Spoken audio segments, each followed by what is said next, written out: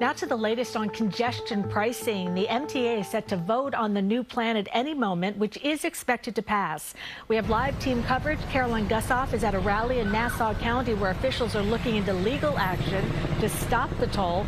First, though, Elijah Westbrook is outside the MTA board committee meeting underway right now in Lower Manhattan. Elijah. That's right. Good afternoon. Hey there, Cindy. And we know at this time that MTA board members are currently listening in on the public comment portion of their meeting. And after that is finished, the board will then take a vote on that $9 congestion pricing fee. Now, go ahead and take a look. This was just moments ago inside the boardroom here at 2 Broadway in Lower Manhattan, where they're, again, supposed to take a vote on that revised $9 program.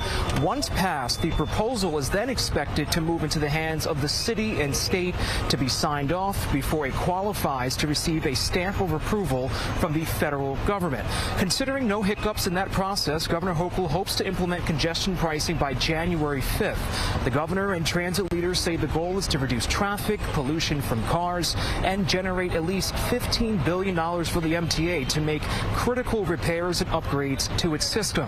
Now, as the city braces itself for a transportation turning point, reaction continues to pour in. Have to pay for our mass transit system that otherwise is going to deteriorate greatly. It is the only one that directly improves public transit while cleaning our air, making our streets safer, and cutting down on the congestion that keeps all of us stuck. It is really going to do a great disservice. You know, if you thought it was bad in June, what is it going to do to us now that the holidays are here? And as you just heard, there are people on both sides of the spectrum. Now, to reiterate, drivers entering the central business district will have to pay $9 during peak hours. That's weekdays from 5 a.m. to 9 p.m. The overnight toll will be dropped to $2.25. We're told drivers entering the area through tunnels will receive a discount as well. Now, coming up at 5 o'clock, we'll be digging deeper into all this and also try to provide a outline, if you will, on what this will look like for your daily commutes come January. In the meantime, we're live right now in Lower Manhattan. Elijah Westbrook, CBS News, New York. Elijah, thank you. And Carolyn Gussoff continues our team coverage live at an anti-congestion pricing rally in Nassau County. Carolyn.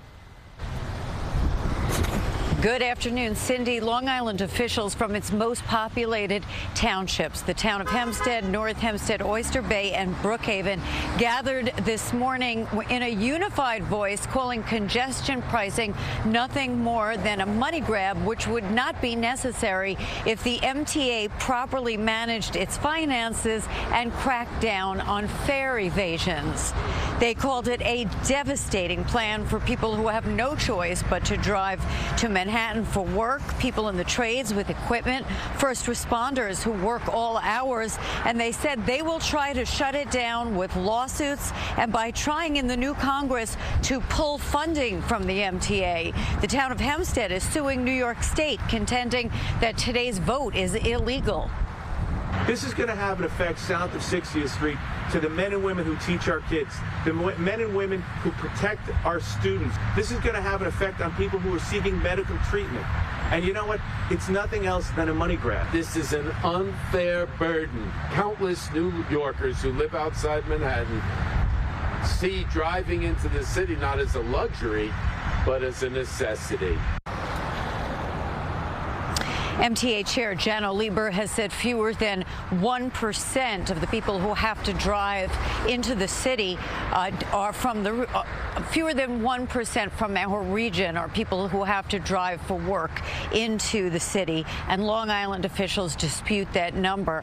They say there is a bipartisan effort to stop it in its tracks, and they are asking President-elect Trump to get involved. Meantime, the money raised from all this congestion pricing toll is supposed to, as you know, go to improving mass transit. They say just a pittance is going to the Long Island Railroad.